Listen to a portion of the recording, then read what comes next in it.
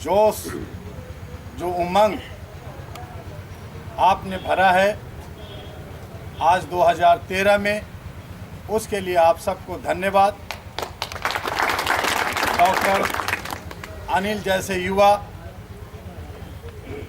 अगर हमारे मानवीय मूल्यों को बचाने के लिए आगे निकला है तो हम सभी युवाओं के लिए भी एक सबक बन जाता है कि हम सभी आज अपने समाज को, आज अपने देश को एक सही दशा की तरफ ले जा सकें। इसलिए all India human rights association ने 2013 में 224 दिन की यात्रा लेकर के 1 मई मजदूर दिवस को दिल्ली के इंडिया गेट से निकला और आज 214 दिन यानी 213 दिन का सफ़र पूरा करके 31 राज्यों से गुजरता हुआ पाकिस्तान, नेपाल, भूटान देशों से गुजरता हुआ और हमारे अलग से रिप्रेजेंटेटिव इस वक्त अंडमान निकोबार गए हुए हैं, श्रीलंका और मालदीव गए हुए हैं, वो वापस 9 तारीख को दिल्ली पहुंचेंगे। तो इस तरह से जो 34 राज्यों का और 6 केंद्र शासित राज्यों का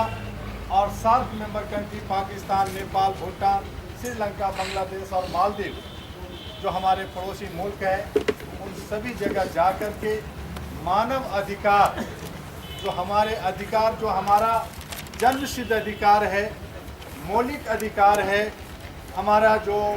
यूनिवर्सल डिक्लेरेशन है पूरे विश्व के अंदर, यूनाइटेड नेशन ने 1 से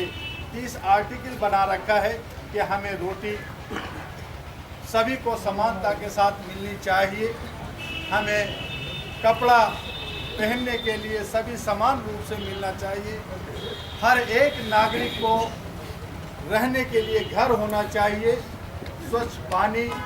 बिजली और हमारी हेल्थ जो सेक्टर है उन सारे को समान रूप से मिलना चाहिए। लेकिन मंडी डेली के प्रबुद्ध साथियों, आप अच्छी तरह से जानते हैं कि आज देश के अंदर क्या सभी को समान रूप से रोटी मिल रहा है, क्या कपड़ा मिल रहा है, क्या मकान मिल रहा है? कोई रोटी घी और मक्खन में लगा करके खाता है तो किसी को सूखी रोटी भी नसीब नहीं। कोई व्यक्ति सिल्क की कपड़े पहनता है और किसी के तन पर फटा हुआ कपड़ा भी नहीं है। कोई झुग्गी झोपड़ी में रहता है तो कोई गगनचुंबी 5 स्टार 7 स्टार होटल में रहता है। तो ये जो असमानता है, कोई व्यक्ति अपने इलाज के लिए छोटे छोटे वैद्य के पास अपने छोटे से क्लिनिक में जाकर के भी 2 रुपये 5 रुपये भी देने की सलाहियत नहीं रखता, और एक लीडर या एक बड़े लोग अपने इलाज के लिए अमेरिका, लंदन और दूसरे देश में जाकर के करोड़ों रुपया खर्च एक दिन में करता है।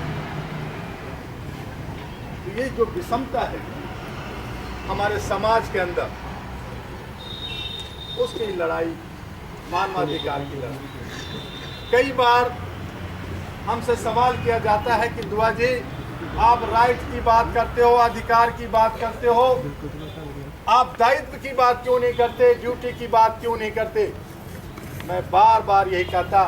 कि हमारी माँ, हमारी माताएं, हमारी बहनें, हमारे भाई,